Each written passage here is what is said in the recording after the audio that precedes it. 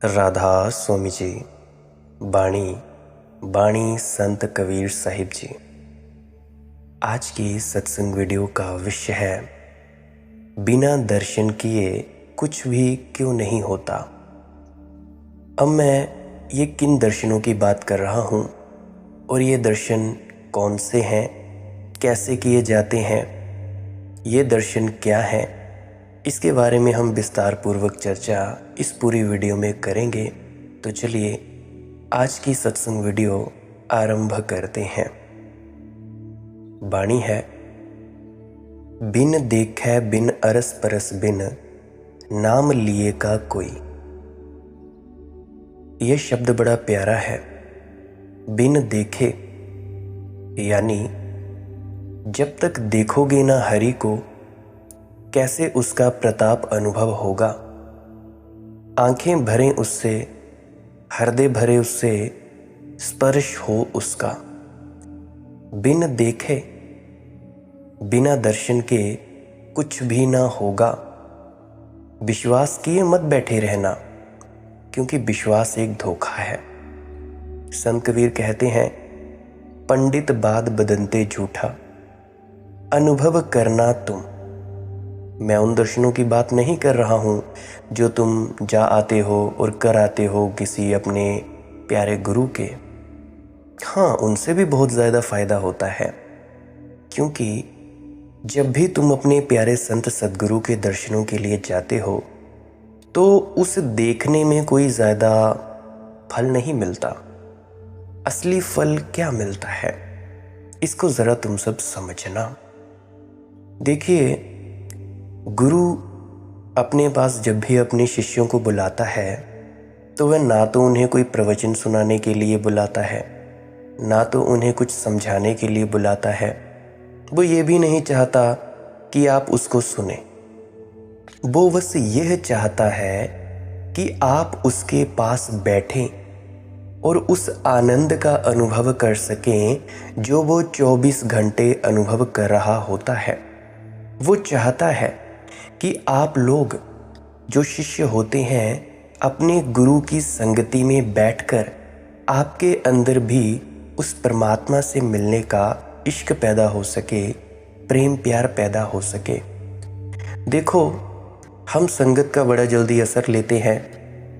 देखा होगा आपने, शराबियों के पास बैठेंगे तो शराब पिएंगे, भांग पीने वालों के पास बैठेंगे तो भांग पिएंगे, कारोबारियों के पास बैठेंगे तो कारोबार करना सीखेंगे, दुकानदार के पास बैठेंगे तो दुकानदारी करना सीखेंगे। ऐसे ही संगति। तो गुरु एक बहाना देता है कि आप उसके दर्शन कर लो। वो इसी बहाने आपको अपने पास बैठाना चाहता है। जैसे कोई जलती आग हो गुरु, परंतु वो ठंडा भी है।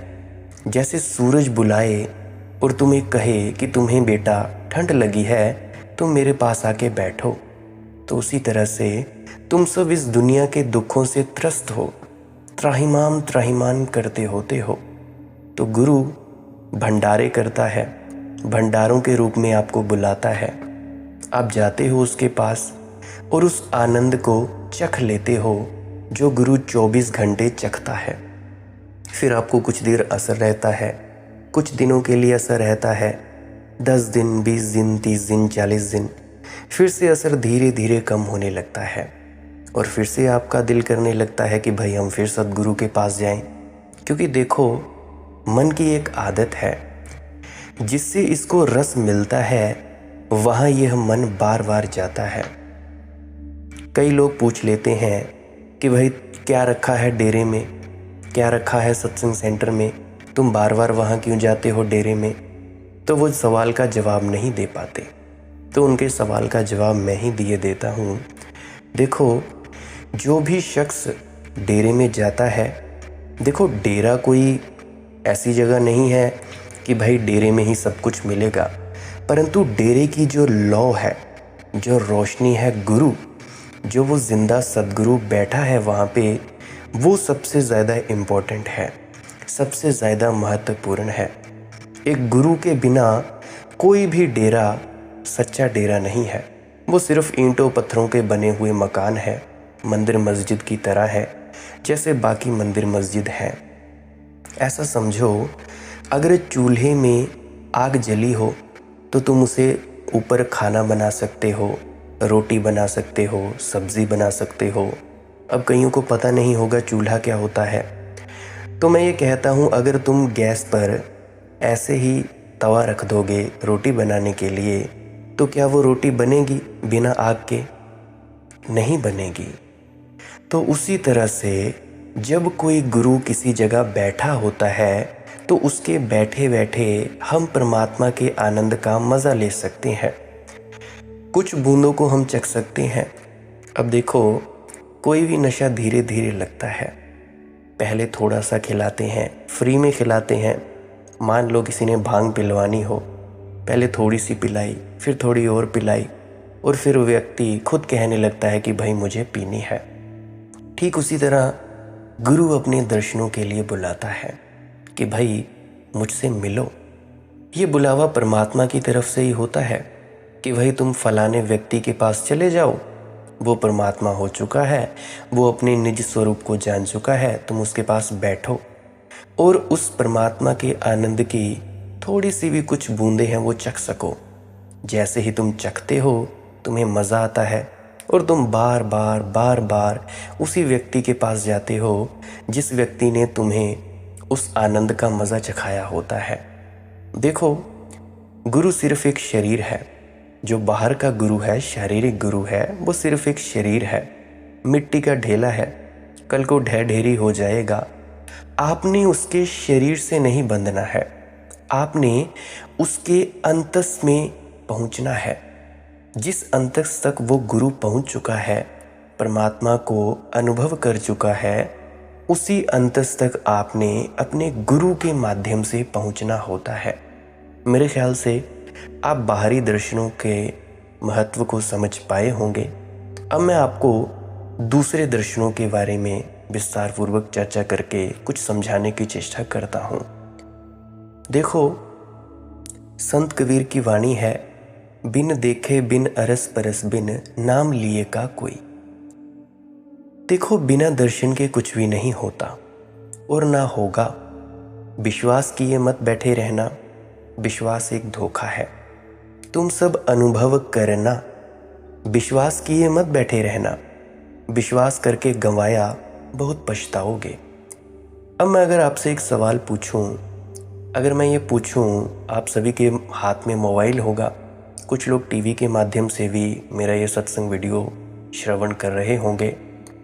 अगर मैं आपसे पूछूं कि क्या आपको विश्वास है कि टीवी होता है या मोबाइल होता है, तो आप मुझसे कहोगे कि क्या भाई, क्या बेवकूफ़ों जैसी बातें करते हो, हम क्यों विश्वास करें उस पर कि मोबाइल होता है या टीवी होता है। हम खुद उसे चलाते हैं, हम उसे अनुभव करते हैं, हम उसे रोज़ देखते हैं। मैं ठीक वैसे ही बात कर रहा हूँ परमात्मा के अनुभव की। विश्वास किए मत बैठे रहना, विश्वास करके गंवाओगे, बहुत पछताओगे। और ऐसे ही लोग गंवा रहे हैं। लोग विश्वास किए बैठे हैं कि ईश्वर है। मेरे पास लोग आते हैं, वे कहते हैं कि हम मानते हैं कि ईश्वर है। मानने से क्या होगा, तुम मानते हो, इससे ही जाहिर होता है कि जानते नहीं। अब जैसे कि मैंने आपको उदाहरण दी मोबाइल की, अब क्या आप विश्वास करते हो कि मोबाइल है? आप कहोगे नहीं, मैं जानता हूँ मोबाइल क्या चीज़ है, टीवी क्या चीज़ है, एलईडी क्या चीज़ है, बल्ब क्या चीज़ है, मुझे कोई विश्वास करने की ज़रूरत नहीं है। आप ऐसा कहोगे। उसी तरह से हम उन्हीं बातों को मानते हैं जिनको जानते नहीं। जिनको जानते हैं उनको तो कोई नहीं कहता कि हम मानते हैं। तुम ये तो नहीं कहते हो कि जो वृक्ष खड़े हैं इनको हम मानते हैं कि हैं। तुम जानते हो, मानने का सवाल नहीं है। सूरज उगा हुआ है, तुम ये तो नहीं कहोगे कि हम मानते हैं कि सूरज उगा हुआ है। तुम कहोगे हम जानते हैं कि सूरज उगा हुआ है, हम देख रहे हैं। लेकिन अंधा आदमी कहेगा कि हम मानते हैं कि सूरज उगा हुआ है। अंधा कैसे कहे कि हम जानते हैं कि सूरज उगा हुआ है? मानना तो उसी का होता है जिसको तुमने जाना नहीं। कहते हैं कि मानते हैं लोग कि ऐसा ऐसा हुआ था, तो ये मानना दो कौड़ी का है। असली सवाल जानना है, अनुभव करना है। मानने से क्या होगा और मानने का कारण क्या होगा तुम्हारे भीतर? क्यों मानते हो कि ईश्वर है? अक्सर तो लोग डर के कारण मानते हैं, भय के कारण मानते हैं, मृत्यु के कारण मानते हैं, असहाय हैं इसीलिए मानते हैं। ये कोई बातें मानने की हुई? कहीं भय से प्रेम का जन्म हुआ है, कहीं भय से प्रार्थना उठी है। भय से तो वासना उठती है, और जिससे हमारा भय का संबंध है उससे हमारा संबंध ही नहीं। भय से कहीं सेतु बनता है? मंदिर और मस्जिद में जाकर लोग प्रार्थना कर रहे हैं, पूजा अर्चना कर रहे हैं, घुटनों पर झुके हुए हैं, सिर नवाए हुए हैं, मगर जरा गौर से इनके भीतर तो देखो। शरीर ही झुका है, अहंकार जरा भी नहीं झुका है। और यह भी हो सकता है कि वहाँ सिर झुकाए झुकाए देख रहे हों, कि लोग देख रहे हैं कि नहीं मुझे, कि कितनी प्रार्थना कर रहा हूँ, कितनी नमाजें पढ़ रहा हूँ, दिन में 5 बार नमाज पढ़ता हूँ। यह पापी कोई एक आध पढ़ लेता है तो समझता है कुछ हो गया। मैं 5 पढ़ता हूँ, वर्षों से नहीं चूका हूँ। भीड़ भीड़ देख ले कि मैं कितना पूजा अर्चना कर रहा हूँ, मैं कितने सेंटरों में जा रहा हूँ, मैं कितनी सेवा कर रहा हूँ, कितनी प्रार्थना कर रहा हूँ। यह भी अहंकार हो गया। तुम लोग सोचते हो कि भाई मैं तो 2.5 घंटे बैठता हूँ या बैठती हूँ, कुछ लोग तो 5 मिनट भी नहीं बैठते। मैं बैठता हूँ, मैं बैठती हूँ, मैं पूरा पूरा वक्त देती हूँ। ये जो आपका खुद को बोलना और दूसरों को बोलना, मैं कहता हूँ खबरदार। दूसरों को तो बोलना मनाही ही है कि ये लोग बैठते नहीं हैं 10 मिनट भी, दूसरों की निंदा तो मनाही ही है। मैं कहता हूँ खबरदार। खुद से भी कभी ये मत कहना कि मैं 2.5 घंटे बैठती हूँ, मैं 3 घंटे बैठती हूँ, 4 घंटे बैठती हूँ तो मुझे परमात्मा की प्राप्ति हो जाएगी। याद रखना, अगर तुम में थोड़ा सा भी मैं है, थोड़ा सा भी कच्चे से कच्चा, पतले से पतला धागा भी तुम्हारे मैं का तुम्हारे भीतर है, तो परमात्मा से मिलाप ना हो सकेगा, तुम अपने भीतर ना उतर सकोगे। एक ईंट तुमने हाथ में पकड़ रखी है, अगर आखिरी पकड़ भी बनी रहती है तो तुम्हारे उंगलियों से वो ईंट छूटकर नीचे ज़मीन पर नहीं गिरती। उसी तरह से अहंकार हो जाता है कि भाई हम तो 10 घंटे परमात्मा का सुमिरन करते हैं, 2 घंटे बैठ जाते हैं, हमने इतनी सेवाएं की, हम इतने सत्संग सुनते हैं। तो मेरे भाई खबरदार, यह भी अहंकार हो गया। तुम्हारी महक मन को मोह लेती है, बड़ी प्यारी व मीठी गंध है तुम्हारे पास। दुनिया में तुमसे अधिक सुवासित कोई भी नहीं होगा। फूल से किसी ने कहा। फूल ने उत्तर दिया, नहीं, ऐसी बात नहीं। धरती की सुगंध मुझ में बहुत श्रेष्ठतर है, बहुत ज़्यादा श्रेष्ठतर है। धरती की सुगंध बहुत ही बहुत बहुत ज़्यादा मेरे से श्रेष्ठ है। मैं तो कुछ भी नहीं हूँ, ये छोटी सी सुगंध मुझ में है, यह भी धरती से आती है और धरती में अनंत गंध भरी है। जब धरती से यह प्रश्न पूछा गया तो उसने कहा कि मैं क्या, मैं कुछ भी नहीं। एक असली गंध तो मेघ में होती है। अब मेघ बरसता है तो उसी की गंध मुझ में समा जाती है। मेघ के बिना तो मैं बिल्कुल रूखी सूखी हूँ, मरुस्थल हूँ। वे जो आकाश में मेघ यानी बादल घिरते हैं आषाढ़ के, गंध देखनी है उनकी देखो, मुझ में क्या रखा है। इस प्रकार पूछे जाने पर मेघ ने इंद्र को इशारा किया कि मेरा क्या, उसकी आज्ञा, सब उसके इशारे से होता है। उसकी अंगुली में इतनी गंध है कि उसका इशारा आया कि गंध फैल जाती है। इंद्र से पूछा तो इंद्र ने विष्णु को बताया कि वही संभाले है सबको, मुझको भी वही संभाले है। जो भी गंध है उसकी है, जो भी महिमा है उसकी है। विष्णु ने ब्रह्मा को बताया। उसने कहा, मैं संभालता क्या, अगर ब्रह्मा न बनाते, उन्होंने बनाया सब सुगंध उनकी। और जब ब्रह्मा से पूछा गया तो ब्रह्मा ने कहा, सर्वाधिक सुवास युक्त तो मानव ही हो सकता है। क्योंकि मेरी महिमा इतनी ही है कि मैंने मनुष्य बनाया। और मेरी महिमा क्या है? स्वभावता। चित्रकार की महिमा यही है कि उसने चित्र बनाया, और कवि की महिमा यही है कि उसने काव्य रचा। और मूर्तिकार की महिमा और क्या है? उसकी मूर्ति। तो ब्रह्मा ने कहा, मनुष्य को देख लो बस, मनुष्य में है सारी गंध की बास। और जब मनुष्य से यह प्रश्न पूछा गया तो वह अहंकार में अकड़ कर बोला, अरे मूर्ख, भला मुझसे भी अधिक कोई सुभाषित हो सकता है? मैं परम सुगंधमय हूँ। और अब तुम जान सकते हो कि सुगंध कहाँ है। सुगंध हमेशा निरअहंकार में है। फूल में भी सुगंध थी, और धरती में भी सुगंध थी, और मेघ में भी, और इंद्र में भी, और विष्णु में भी, और ब्रह्मा में भी। मनुष्य सुगंधहीन हो गया है, बदबू आती है मनुष्य से। यह अहंकार कि मैं परम सुगंधमय हूँ, और चिल्लाकर बोला, अरे मूर्ख, ये भी कोई पूछने की बात है? मुझे दिखाई नहीं पड़ता कि मैं मनुष्य हूँ? भला मुझसे भी अधिक कोई सुवासित हो सकता है? तो गुरु प्यारी सत्कारयोग साथ संगत जी, अहंकार से दुर्गंध उठती है, निरअहंकार से सुगंध उठती है। तो तुम्हारी पूजा, प्रार्थनाएं, तपश्चर्याएं अगर तुम्हारे अहंकार को ही सजाती है तो थोती है। पंडित बाद बदनते झूठा, बिन देखे बिन अरस परस बिन। देखना होगा प्रभु को, आंखों में आंखें डालकर देखना होगा प्रभु को। उसकी सूरत समा जाए भीतर, रोए रोए में समा जाए, धड़कन धड़कन में समा जाए। तुम कह सको कि मैंने जाना है, मैंने देखा है, मैंने देखा, अपनी आंखों से देखा है।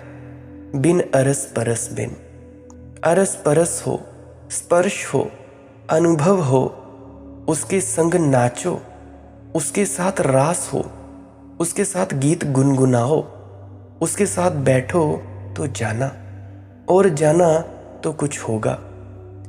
नाम लिए का हुई, ऐसा राम राम जपने से नहीं होता कुछ। ये जो 5 नाम है, 10 नाम है, इनको जपने से कुछ भी नहीं होता है।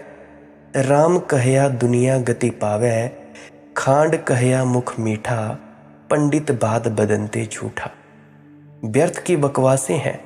संत कबीर जी कहते हैं, राम राम कहने से कुछ ना होगा, राम को जानने से कुछ होगा। यह जानने से मेरा मतलब है उसको अनुभव करने से कुछ होगा। तुम्हारी उस अवस्था में आने से कुछ होगा। तुम कितना ही 5 नाम जपते रहो, कितना ही राम राम चिल्लाते रहो, तुम्हारा हृदय कुछ और ही चिल्ला रहा है।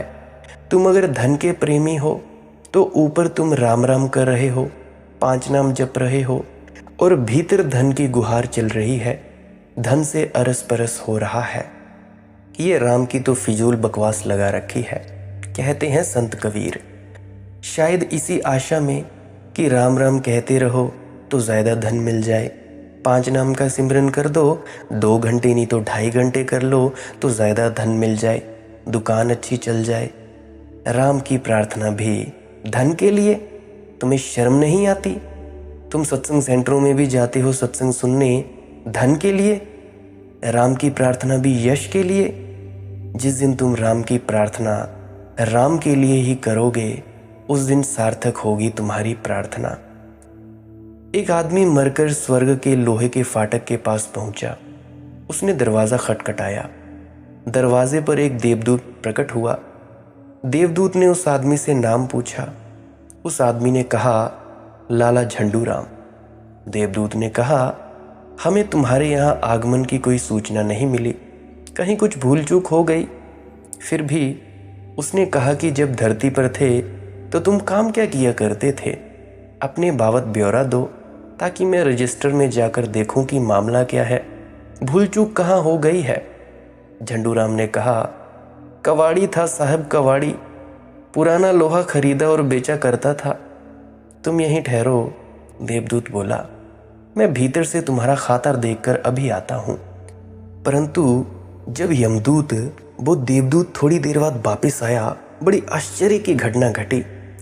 तो जो वो झंडूराम था वो गायब था। और साथ में लोहे का फाटक भी गायब था। कबाड़ी तो कबाड़ी, जिंदगी भर पुराना लोहा खरीदा बेचा। देवदूत भीतर गया और उसने देखा यह मौका छोड़ने जैसा। स्वर्ग छोड़ दिया, ले भागे लोहे का फाटक। तुम्हारा अंतरतम क्या है वही निर्णायक है। तुम्हारे अंतरतम में जो है वही तुम हो। ऊपर ऊपर से धोखे में मत पड़ना। ऊपर ऊपर कहे राम राम 5 नाम और भीतर चलता हो कुछ और, तो ध्यान रखना जो भीतर है वही निर्णय करेगा तुम्हारे जीवन का। देखो, एक और उदाहरण के माध्यम से समझाने की चेष्टा करता हूँ। आपने एक संतरे का फल ले लिया। अब आप उस संतरे के फल को दोनों हाथों के बीच में निचोड़ो। तो जब तुम सब उसको निचोड़ोगे तो उसमें से क्या निकलेगा? संतरे का जूस निकलेगा निश्चित ही। तो मैं तुमसे पूछता हूँ कि क्या उसमें से नारियल पानी निकलेगा? क्या उसमें आम का जूस निकलेगा या लीची का?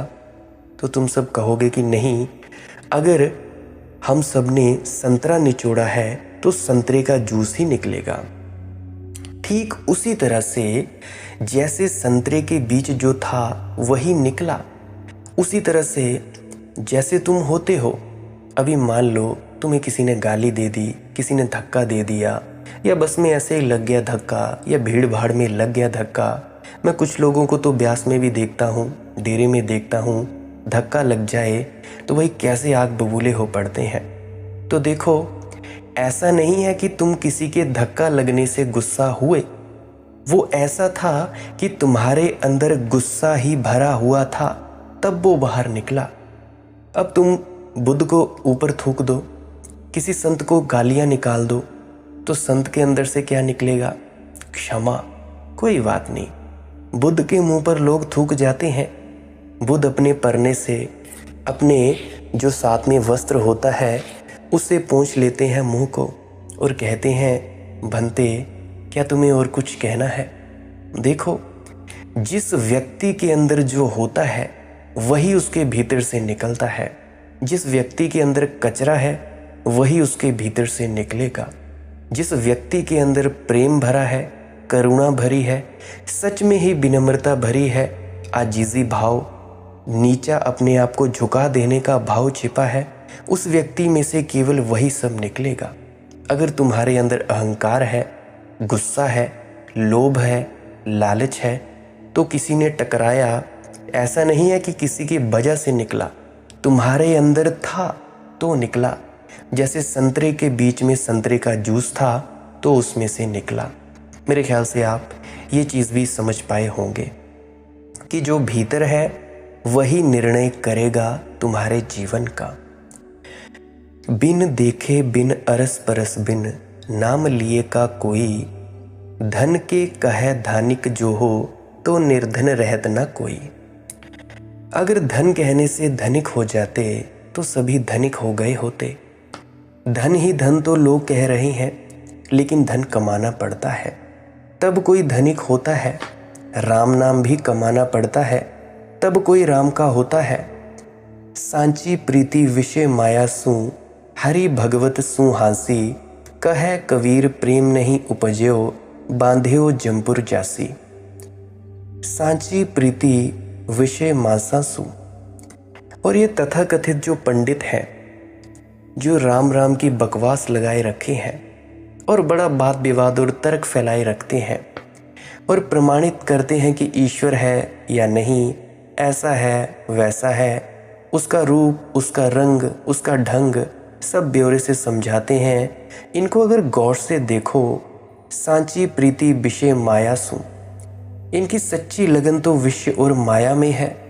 इन पंडितों को खरीद लेना बड़ा आसान है।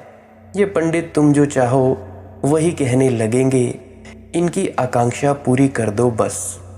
ये तुम्हारे घर 100 रुपये महीने पर आकर प्रार्थना कर जाते हैं, पूजा कर जाते हैं। तुम सोचते हो तुम किसको धोखा दे रहे हो, पूजा भी किसी और से करवा रहे हो। ये तो ऐसे ही हुआ कि तुम्हें प्रेम करना हो अपने बेटे से और एक नौकर रख लो कि मुझे फुर्सत तो रहती नहीं, तो तू आकर कभी कभी इसका सिर थपथपा दिया कर, कभी इसको गले लगा लिया कर, मेरी तरफ से ये बात बेहूदी लगती है, लेकिन परमात्मा के साथ लोग यही करते आ रहे हैं, सदियों से करते आ रहे हैं। आदमी रख लेते हैं किराए का कि तू पूजा कर जाया कर रोज़। मैं तो इतना समय नहीं कि घंटी बजाऊं, कि थाली सजाऊं, कि आरती उतारूं।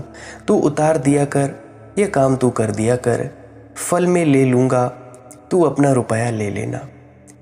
तुम किसको धोखा दे रहे हो? पंडित को कुछ लेना देना नहीं, उसे रुपया लेना है। कल अगर उसे कोई और ज़्यादा रुपए देने वाले मिल जाए तो तुम्हें छोड़ जाएगा। कल अगर उसे कोई और धन देने वाला मिल जाएगा तो वह हिंदू धर्म छोड़कर मुसलमान हो सकता है, सिख ईसाई हो सकता है। तुम देखते हो ईसाइयों ने इतने लोग ईसाई बनाए हैं, सब प्रलोभन के आधार पर। रोटी रोज़ी, नौकरी मिल जाती है, शिक्षा मिल जाती है, अच्छा मकान मिल जाता है, ठीक है, आदमी ईसाई हो जाता है। मुसलमानों ने कितने लोग मुसलमान बना लिए तलवार के बल पर। यह बड़े मज़े की बात है। तलवार के बल पर आदमी धार्मिक हो गया, मुसलमान हो गया, घबरा गया मरने से, सोचा चलो ठीक है जान बचाओ। लौट कर बुद्धू घर को आए, जान बची और लाखों पाए। चलो जान बचाओ, मुसलमान हो जाओ, इसमें रखा क्या है? वह मुसलमान हो गया। तुम्हारा हिंदू, मुसलमान, ईसाई वास्तविक तुम्हारे हृदय के अनुभव से निकला है कि ऐसी ही कुछ बाहरी बातों से तय हो गया क्या?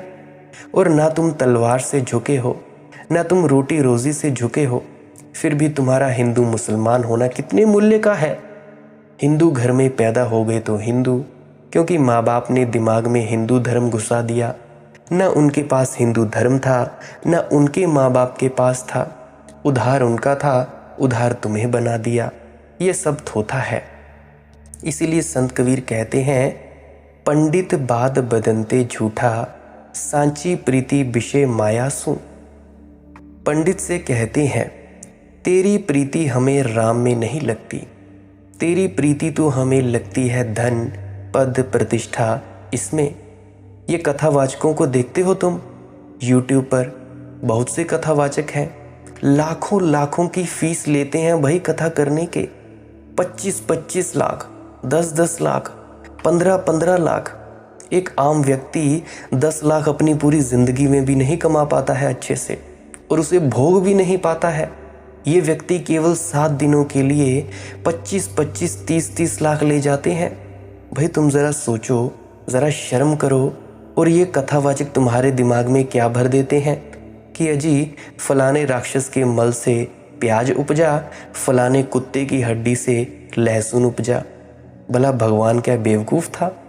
भाई मल से भी कोई सब्ज़ी उगती है? अरे भाई अगर कोई बीज तुम ज़मीन पर बोओगे तभी तो उगेगी ना। अभी मक्की का सीज़न है हमारे इधर हिमाचल में, हमने मक्की बोई है। अगर हम वो मक्की का बीज ही नहीं डालते ज़मीन में तो क्या वो ऐसे ही पैदा हो जाती? अरे मूढ़ो, इन कथावाचकों के पास जाना बंद करो, किसी सच्चे संत को खोजो, उसके पास जाओ। ये अपनी कथा करने का तो पैसा ले जाएंगे। अरे भाई मैंने तो कुछ को ऐसे देखा है, मेरे मित्र हैं बहुत सारे कथावाचक, वो उनको तुमने खाना खिलाया, मान लो उन्होंने कथा की 12-1 बजे, तुम खाना लेकर गए उस कथावाचक के अंदर, तुमने उसको खाना खिलाया, उस व्यक्ति ने खाना खाया, और फिर कुछ लोगों को मैंने उनको और ज़्यादा पैसे देते हुए देखा है कि भाई तुमने खाना खाया, बड़ी कृपा की, ये लो पैसे। भाई ऐसे ऐसे लोग हैं। ऐसे ही संत कबीर कहते हैं कि तेरी प्रीति हमें राम में नहीं लगती, तेरी प्रीति तो हमें लगती है धन, पद, प्रतिष्ठा, इसमें। कितने फॉलोअर्स हैं हमारे, कितने लाखों की भीड़ लगती है, कितने झमघट लगते हैं, बस इसी में इनका रस है, और कोई रस नहीं है पंडित का।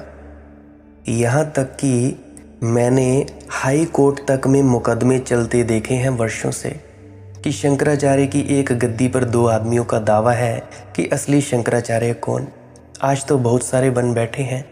अब ये बड़ी मज़े की बात है कि शंकराचार्य होने का निर्णय भी अदालत करेगी कि असली शंकराचार्य कौन। और ये जो आदमी अदालत में मुकदमे लड़ते हैं शंकराचार्य होने का, इनको शंकराचार्य से कुछ भी लेना देना नहीं है। इनको पद की फिक्र है। उस गद्दी पर करोड़ों करोड़ों रुपए है, पद प्रतिष्ठा है, उस गद्दी पर जाना है।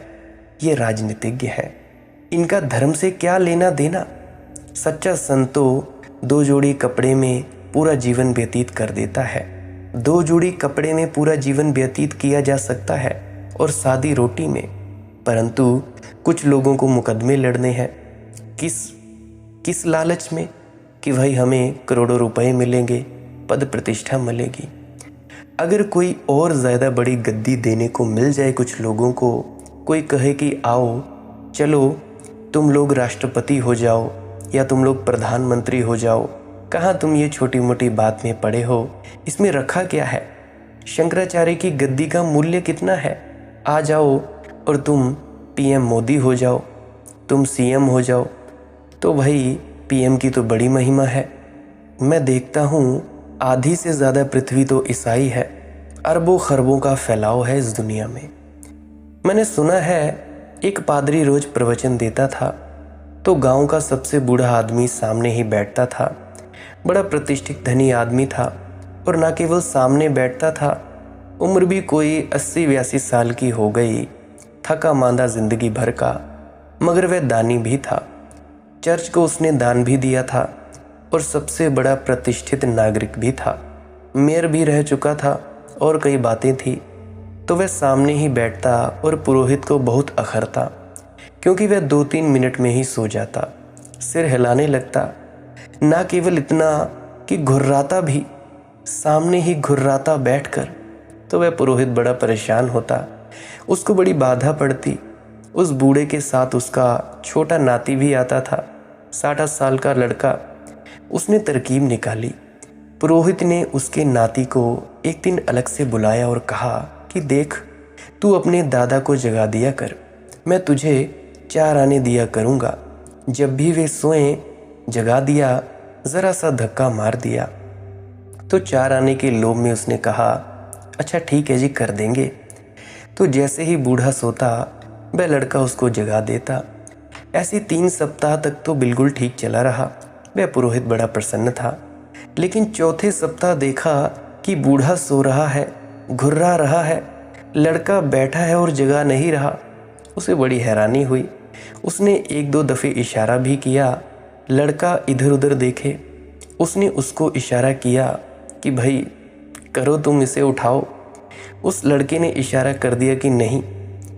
पीछे उसको बुलाकर पूछा कि बात क्या है, हम तेरे को 4 आने देते हैं, काहे का देते हैं? 4 आने रोज़ हम तेरे को दे आते हैं, तू जगाता क्यों नहीं अपने दादाजी को? उसने कहा, दादाजी मुझे 8 आने देने लगे हैं। उन्होंने कहा, मुझे जगाना भर नहीं, 8 आने ले लिया कर, अब मैं नहीं जगा सकता। अब आप सोच लो, अगर रुपए का इरादा है तो मैं तुमसे पूछता हूँ कि तुम्हारी चाहत क्या है, उससे सब निर्भर होगा। सांची प्रीति विषय माया सु, हरि भगतन सु हासी। और ये पंडित पुरोहित धन के पीछे दीवाने, ये कथावाचक, ये पंडित पद के पीछे दीवाने, प्रतिष्ठा के पीछे दीवाने, घने अहंकार से भरे हुए लोग और भक्तों के लिए हंसते हैं। हरि भगतन तू हासी। संत कबीर अनुभव से कह रहे हैं। संत कबीर रहे हैं, पंडितों के घर में रहे। संत कबीर की खूब हंसी उड़ाई होगी उन्होंने कि कबीर पागल है, कि कबीर के वंश का कुछ ठिकाना नहीं है, कि हिंदू है कि मुसलमान, कुछ पक्का नहीं है, भ्रष्ट है, जुलाहे के घर में पला है, शूद्र है। संत कबीर की तो खूब हंसी उड़ाई होगी उन्होंने। कबीर के भक्तों की हंसी उड़ाई होगी कि कहाँ जाते हो, किसके पास जाते हो। तो संत कबीर कहते हैं, खुद का तो मन विषय माया में लगा है, हरि भगतन सु हांसी। और जो हरि के भक्त हैं उनके प्रति हंसते हो। भक्तों के प्रति हमेशा पंडित हंसा है। भक्तों को पंडित बर्दाश्त नहीं कर सकता।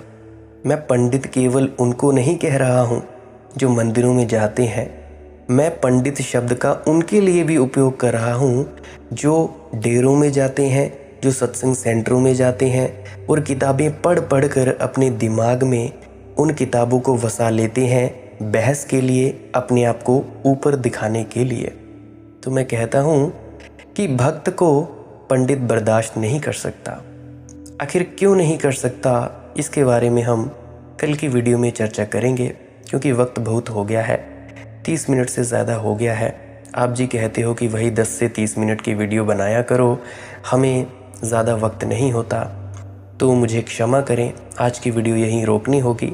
बाकी का जो विषय होगा उसके बारे में चर्चा हम कल करेंगे। अगर आप जी मेरे किसी मित्र परिजन का कोई प्रश्न हो तो आप जी पूछ सकते हैं। टेलीग्राम पर सर्च करें, टेलीग्राम पर मालिक की मौज सत्संग, वहाँ पे अपना मैसेज छोड़ सकते हैं। अगर कॉल के माध्यम से भी किसी को कुछ पूछना हो तो मेरा नंबर है 9882558872। फिर से दोहरा देता हूँ, 9882558872। तो आप जी कॉल के माध्यम से भी प्रश्न पूछ सकते हैं। अगर आप जी को इस वीडियो से थोड़ा सा भी कुछ सीखने को मिला हो, अगर आपका मन शांत हुआ हो, तो मेरी विनम्र प्रार्थना है कि कृपया इस वीडियो को अपने मित्रों तथा परिजनों तक ज़रूर साझा करें। इस वीडियो को व्हाट्सएप के स्टेटस में शेयर करें, अपने ग्रुप्स में शेयर करें, अपने मित्रों तथा परिजनों को शेयर कर दें, अपने इंस्टाग्राम पे शेयर करें, टेलीग्राम पे शेयर करें, जहाँ शेयर करना हो कर दें। आपने बस शेयर कर देनी है वीडियो। इसकी चिंता नहीं लेनी है कि कोई सुनता है या नहीं सुनता है, कोई सुने चाहे ना सुने, आपने बस शेयर कर देनी है वीडियो। बस आपका इतना ही काम है, बाकी परमात्मा का काम है। क्या पता कोई भूले भटके इन वीडियोस को सुन ले और उनकी भी कुछ आंखें खुलें और उनको भी परमात्मा का कुछ आनंद मिले। और अगर आप जी सब्सक्राइब करने में विश्वास रखते हैं तो कर सकते हैं, अन्यथा डेली सर्च कर लिया करें यूट्यूब पर आकर मालिक की मौज सत्संग। जो भी नया सत्संग डला होगा आप जी सुन सकते हैं। अगर कभी सुबह 6 बजे से लेकर शाम के 6 बजे तक सत्संग ना डला हो तो मेरी विनम्र प्रार्थना है कि कृपया पुराने सत्संगों को अवश्य सुने। क्या पता किसी पुराने सत्संग में आप जी के प्रश्नों का जवाब दिया गया हो। और मैं गारंटी के साथ कह सकता हूँ, अगर आप डेली 2 से 3 वीडियोस भी इस चैनल पर सुनोगे, एक एक वीडियो को 5-5, 6-6 बार, 10-10 बार सुनोगे, तो मैं गारंटी के साथ कह सकता हूँ कि आपका जीवन पहले जैसा नहीं रहेगा। पर शर्त इतनी है कि एकांत स्थान में बैठना है, कोई शोर शराबा नहीं होना चाहिए और इन वीडियोस को अपने कान के पास लगाकर सुनते रहना है। सुनते सुनते सुनते सुनते आपके अंदर परिवर्तन हो जाएगा, मैं लिख कर दे सकता हूँ। तो अगर आप जी को ऐसा करना है, सुनना है, तो आप जी कर सकते हैं। वैसे मेरी तो प्रार्थना यही है कि डेली सुना करें। अंत में आपके भीतर बैठे परमात्मा को प्रणाम करता हूँ, मेरा प्रणाम स्वीकार करें। राधा स्वामी जी।